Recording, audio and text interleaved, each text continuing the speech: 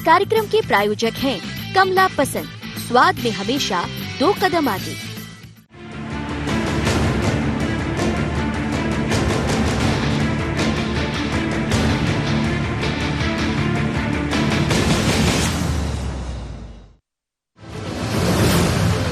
राजनीति जहां पल पल बदलते हैं समीकरण, राजनीति जहां जारी है उठापटक, राजनीति जहां खिसक रही किसी की जमीन, किसी को मिल रहा सिंहासन।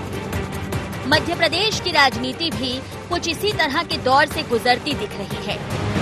वक्त ऐसा बदला कि सत्ता परिवर्तन के साथ कांग्रेस की पकड़ भी ढीली पड़ती नजर आई। एक एक कर कई विधायक पार्टी से दूर हुए, लगातार पंजे की पकड़ कमजोर हुई और कमल खिलता रहा। कई कांग्रेसी विधायक और कार्यकर्ता बीजेपी के हो लिए और इसी के साथ शुरू हुआ सिलसिला उठते सवालों का, जहां अब खोज की जा रही है कि आखिर क्यों बरसों बरस पुरानी बरगद सी जड़ों वाली पार्टी की जड़ें यूं जमीन छोड़ने लगी, या फिर वाकई किसी ने इसमें मट्ठा डालने का काम किया है। बहरहाल अब सवाल एक बार फिर गुंजायमान हुए हैं। ट्वीट के जरिए पूर्व मंत्री उमंग सिंघार ने पार्टी नेताओं को नसीहत दी तो डॉक्टर गोविंद सिंह बोले कि कांग्रेस का संगठन कमजोर है, हमें संगठन की मजबूती पर ध्यान देना चाहिए। कोई भी नेता संगठन और पार्टी से बड़ा नहीं होता। अगर कोई नेता बनता है तो उसको पार्टी का समय रहता, पद देती, उसको आगे बढ़ाती, पहचान बनाती है। तो चाहे सिंधिया हो, चाहे सचिन पायलट हो या और कोई भी हो, विधायक हो जो जा रहे आ रहे, क्या इन लोग कार्यकर्ताओं से पूछते हैं? जिन कार्यकर्ताओं ने इनको खड़ा किया है, तो आज उन लोगों से पूछ नहीं रहे हो आप अपने हिसाब से, अपने पदों के हिसाब से निर्णय कर रहे हो। आप लोग आ गए ऊपर से पैराशूट से। तो यही बात को लेके एक ये था कि पार्टी को तवज्जो दी जाए, ये मेरी भावना थी। से लेके हम तो देख रहे हैं राजस्थान में क्यों वही हाल है, मध्य प्रदेश में, कर्नाटक क्यों टूट रही है। संगठन की कहीं ना कहीं कमजोरी है, इसलिए पूरे देश में कांग्रेस के प्रति लोगों का उतना मोह भंग हो रहा है। बदलते समीकरणों के साथ ये सवाल बेहद मौजूद है और इसलिए कांग्रेस विधायक दल की बैठक बुला नब्ज टटोली जा रही है। लेकिन भाजपा की माने तो अभी कांग्रेस के हाथ और कमजोर होंगे।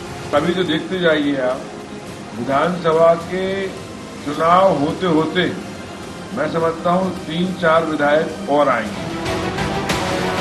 कांग्रेस उपचुनाव में गद्दारों के मुद्दे को भुनाने की बात कर रही है, तो वहीं भाजपा की माने तो इस लिस्ट में कुछ और नाम जुड़ सकते हैं। वहीं कांग्रेस की इस हालत पर मध्य प्रदेश के गृह एवं जेल मंत्री डॉक्टर नरोत्तम मिश्रा ने निशाना साधा, लिखा कि विलुप्त होती पार्टी अपने घर से उठने वाली आवाज सुन नहीं रही। निशाने पर निशाना होगा और कांग्रेस को घर भी बचाना होगा। लेकिन मौजूदा हालात पर वो कहावत याद आती है कि सब कुछ लुटा के होश में आए तो क्या आए। Bureau report, IND 24।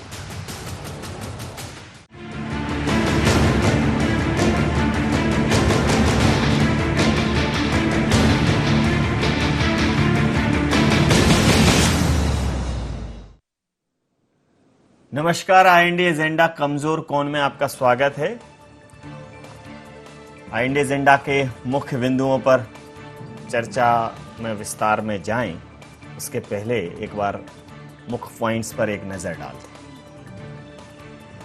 क्या कमजोर होती कांग्रेस में सामंजस्य की कमी? क्या शीर्ष नेतृत्व समझेगा नेताओं की नसीहत? कितने जायज संगठन की कमजोरी पर उठ रहे सवाल। कैसे उपचुनाव में कांग्रेस पार लगाएगी अपनी नैया? नमस्कार, इन्हीं सवालों के साथ आप सबका पुनः स्वागत है। मैं हूं आपके साथ नवीन पुरोहित। जिस प्रकार से मध्य प्रदेश में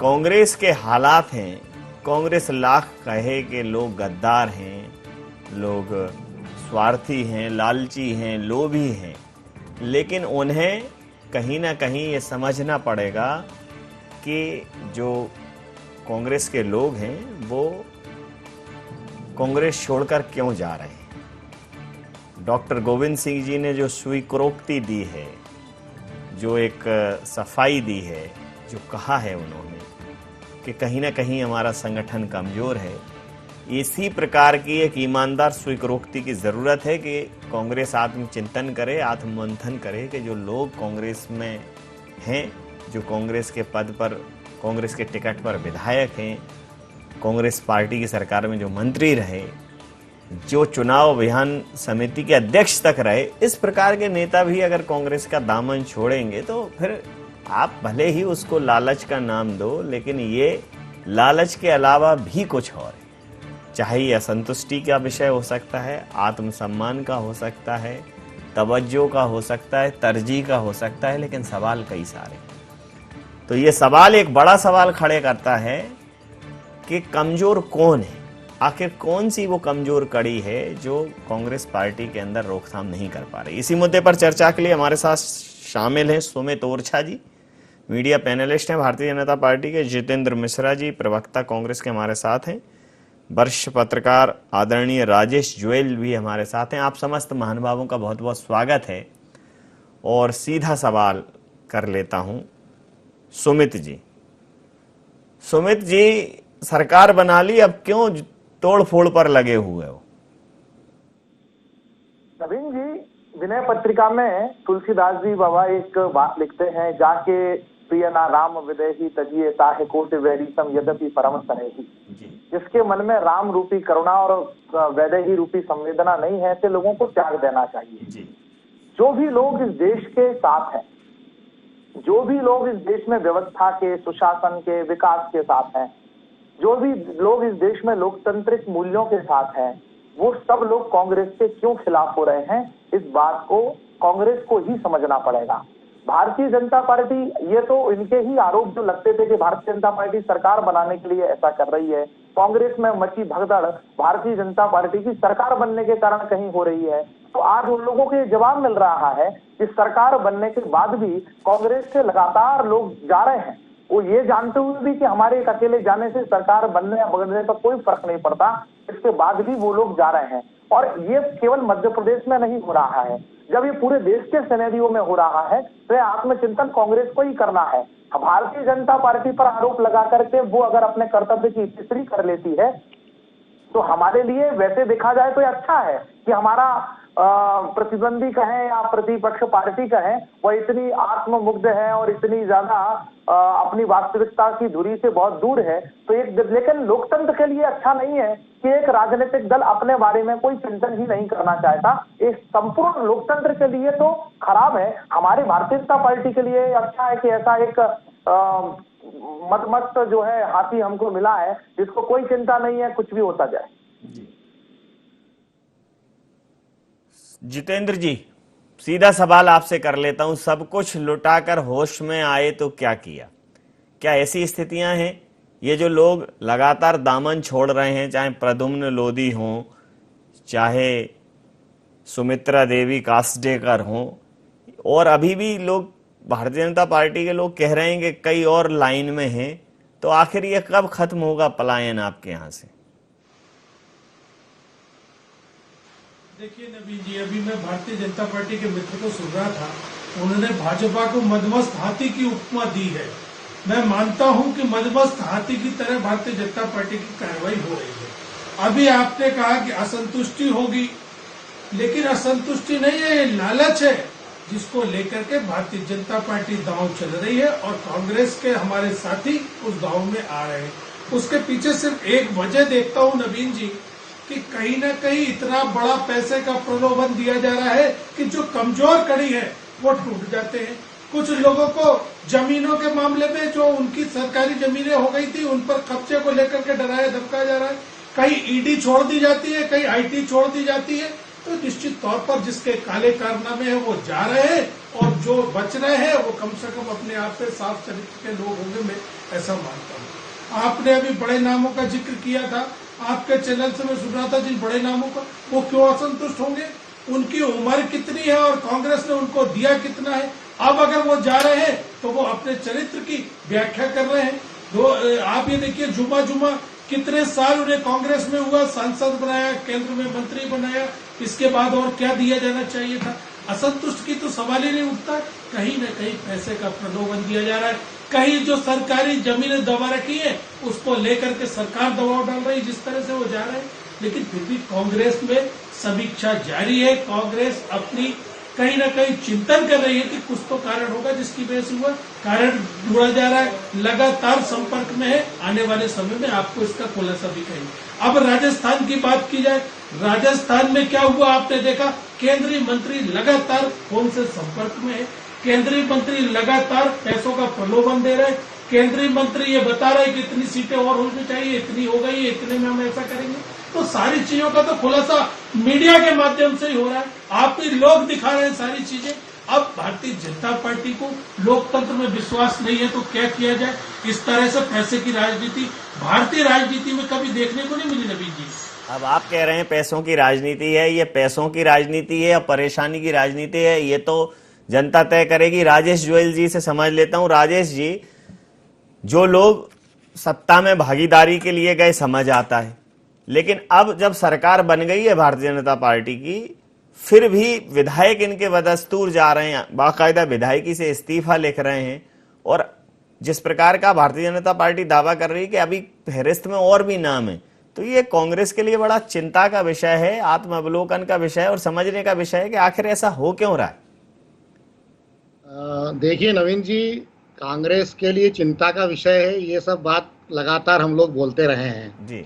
लेकिन ऐसा लगता है कि कांग्रेस आला कमान जो दिल्ली में बैठे हैं, उनको अभी तक ये चीज़ समझ में नहीं आई है कि पार्टी की लगातार दुर्गति हो रही है और केंद्र में तो सत्ता के रहे नहीं, और जिन राज्यों में सत्ता है उनको भी बचाने के कोई प्रयास कांग्रेस आला कमान ने करते हुए आज तक नज़र नहीं आए। जी।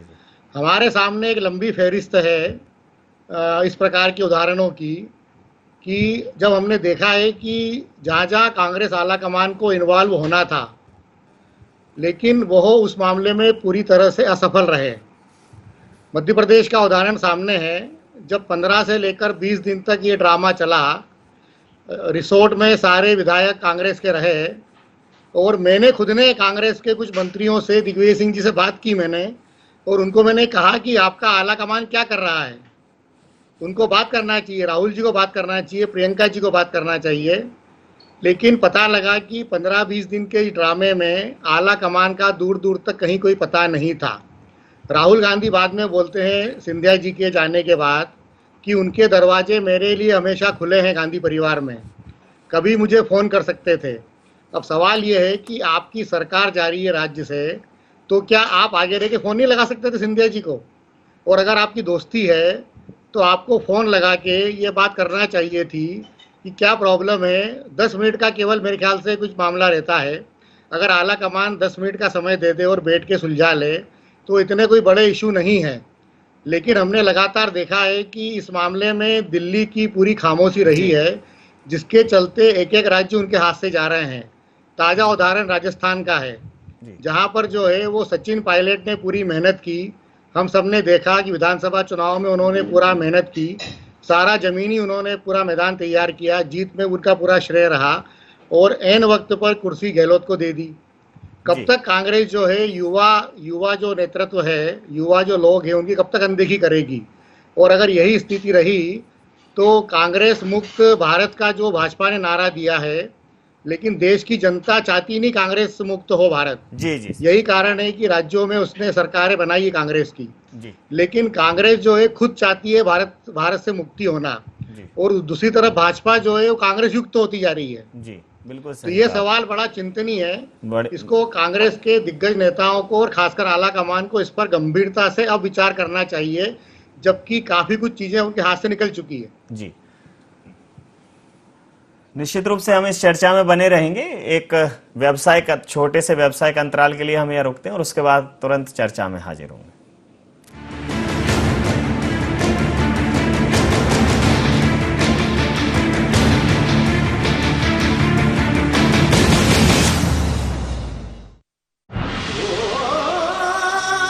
कोई खास है, कोई बात है,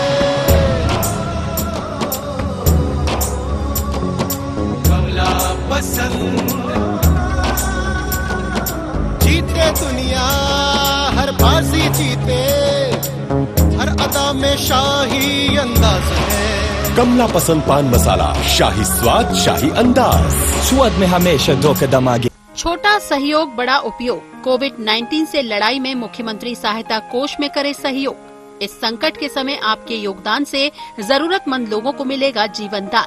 जन सहयोग से ही हम मिलकर कोरोना के खिलाफ जीतेंगे जंग। CM relief fund, SBI account number 10078152483, IFSC code SBIN 0001056।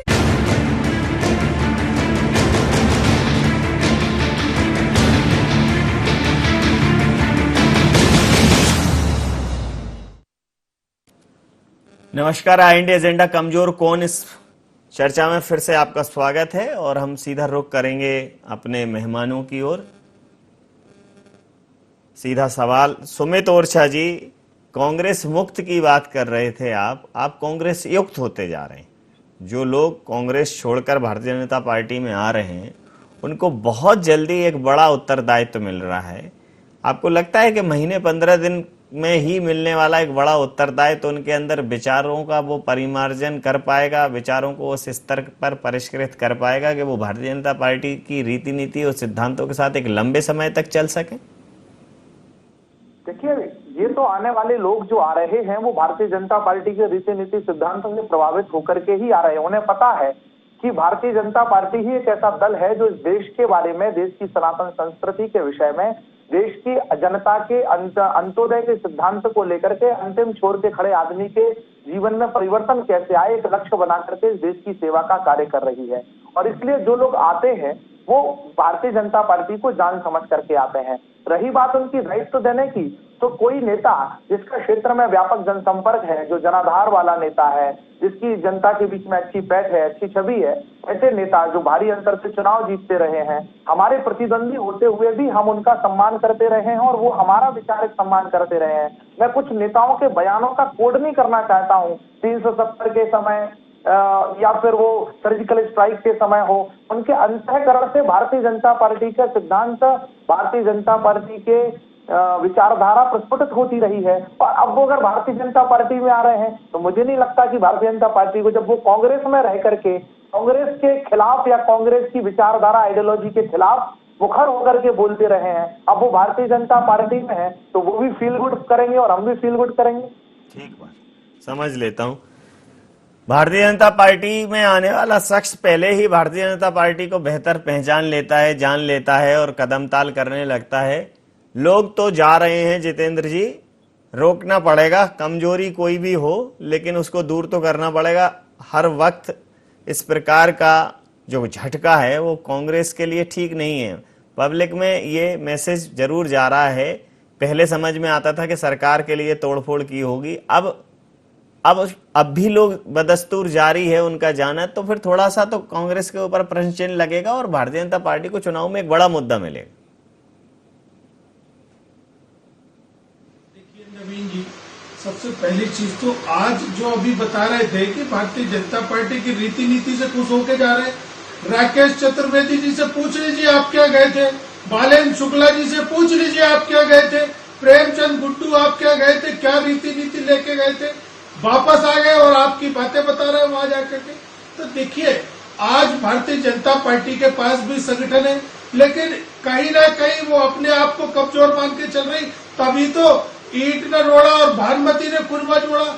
आप उस विचारधारा के लोगों को लेकर के आ रहे हैं जिनकी विचारधारा आपसे मेल नहीं खाती, लेकिन सत्ता का लालच आपको है। आप धनबल से सरकार बनाने का प्रयास करते हैं। आपने मध्य प्रदेश में क्या किया, आप राजस्थान में पर्दाफाश हो गया, आपके केंद्रीय मंत्री के ऑडियो जारी कर दिए हमने। आपने कर्नाटक में क्या किया, मणिपुर में क्या किया। तो जिस तरह की राजनीति नवीन जी भारतीय जनता पार्टी करती है ये किसी से छुपा नहीं है, जनता सब समझ रही है। 30-30, 35-35 करोड़ रुपए की बातें जनता तक पहुंच रही है। किस तरीके से पैसे लेकर के लोग भारतीय जनता पार्टी में जा रहे हैं। आज ये बताइए आप कि आप सरकार में लेते हो और सीधे मंत्री बना देते हो, आपका कार्यकर्ता क्या सोच रहा है। एक बार विधानसभा में जाकर के तो देखिए क्या मुन्नालाल गोयल के हाल हो रहे हैं, क्या प्रभुराम चौधरी के हाल हो रहे हैं। देखिए सबसे बड़ी अदालत नवीन जी जनता की अदालत होती है लोकतंत्र में, और हम जनता की अदालत में जाएंगे और हमें इस बात का विश्वास है कि जिस तरीके से सरकार बनाई है भारतीय जनता पार्टी ने, उसको नीचा देखना पड़ेगा आने वाले उपचुनाव में। प्रतिक्रिया ले लेता हूं। राजेश जी, अभी भी जनता की अदालत बाकी है, अभी भी सुनवाई बाकी है, फैसला आना अभी शेष है। मध्य प्रदेश की राजनीति में सत्ता किसके हाथ रहेगी, ये प्रकरण अभी भी जनता की अदालत में चल रहा है। आपको क्या लगता है कि फाइनल सुनवाई जो कांग्रेस उम्मीद कर रही है कि उसके पक्ष में जनता खड़ी होगी, इन घटनाक्रमों के चलते क्या आपको लगता है कि जनता कांग्रेस को समझेगी, कांग्रेस के साथ इत्तेफाक रखेगी, उसके प्रति एक सॉफ्ट कॉर्नर रहेगा? देखिए नवीन जी, मैंने अभी इसके पहले भी ये कहा था कि देश की जनता ने कांग्रेस मुक्त नहीं किया है अभी भी। आप राज्यों के चुनाव में अगर देखेंगे तो राजस्थान में भी जो है जनता ने कांग्रेस को वोट दिए जी, सीटें अधिक दी जी। मध्य प्रदेश में भी जो है वो कांग्रेस की सीटें अधिक थी जी।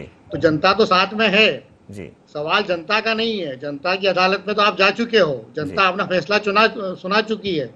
अब सवाल ये है कि आपने अपनी पार्टी के विधायकों को बचाने के लिए जो लामबंदी करना थी, जो उनकी आपको जो है अनदेखी नहीं करना थी, सचिन पायलट हो या ज्योतिरादित्य सिंधिया हो, उनकी एकमात्र आपत्ति यह है कि पार्टी ने उन्हें तवज्जो नहीं दी जी। जो तवज्जो उनको चाहिए थी जी। बाकी विधायकों का भी यही कहना है कि मुख्यमंत्री से लेकर आला कमान उनकी बात नहीं सुनते हैं जी जी। मेरा कहना यही है कि जनता की अदालत से जाने के पहले आपको कांग्रेस आला कमान को अपने आप को ठीक करना पड़ेगा। जो शीर्ष नेतृत्व है वहां पर जो है, जो 2-3 लोगों का जो वहां पर एक गठजोड़ बना हुआ है, काकस जो है जी। जिसमें पुराने कुछ नेता भी हैं और प्लस जो है कुछ आपके गांधी परिवार के और बाकी लोग हैं जी। उनको ये समझना पड़ेगा कि देश की जनता अभी भी कांग्रेस के साथ में है जी। आज कई बहुत सारे बड़े बड़े मुद्दे हैं जिसमें विपक्ष की आवश्यकता पड़ती है जी। आप अगर देखेंगे कि अभी कोरोना का इतना बड़ा मामला चल रहा है जिसमें केंद्र सरकार से लेके और कई मोर्चों पर जो है आपको विफलता नजर आएगी, चाहे वो एयरपोर्ट पर रोकने का मामला हो या बाकी इशू हो जी। इसके अलावा आर्थिक व्यवस्था, अर्थव्यवस्था पूरी तरह चौपट हो चुकी है देश की जी। तो यहाँ पर एक अपोजिशन चाहिए जी। जनता भी चाहती है ये जी। लेकिन ऐसा लगता है कि कांग्रेस ने ठान लिया है कि खुद ही खत्म होना है उसको जी। जी। जनता भली खत्म नहीं करेगी लेकिन कांग्रेस खुद खत्म हो रही है और भाजपा को सत्ता चाहिए हर तरह से जी। आप देखेंगे कि भाजपा के लिए जो है एन कैन प्रकारेण सत्ता चाहिए जी। इसलिए वो हर तरह से समझौता करने को तैयार है जी। चाहे वो कश्मीर समझौता किया हो उसने या मध्य प्रदेश सरकार बनाई हो जी। अच्छी भली कांग्रेस की सरकार मध्य प्रदेश चल रही थी, कमलनाथ जी अच्छा काम कर रहे थे, चाहे माफियाओं के खिलाफ अभियान हो या बाकी निर्णय हो, अच्छा सरकार काम कर रही थी जी। लेकिन अचानक अच्छी भली सरकार को कांग्रेस के ही एक घड़े ने ज्योतिरादित्य सिंधिया के 22 विधायकों ने बगावत करके गिरा दिया जी।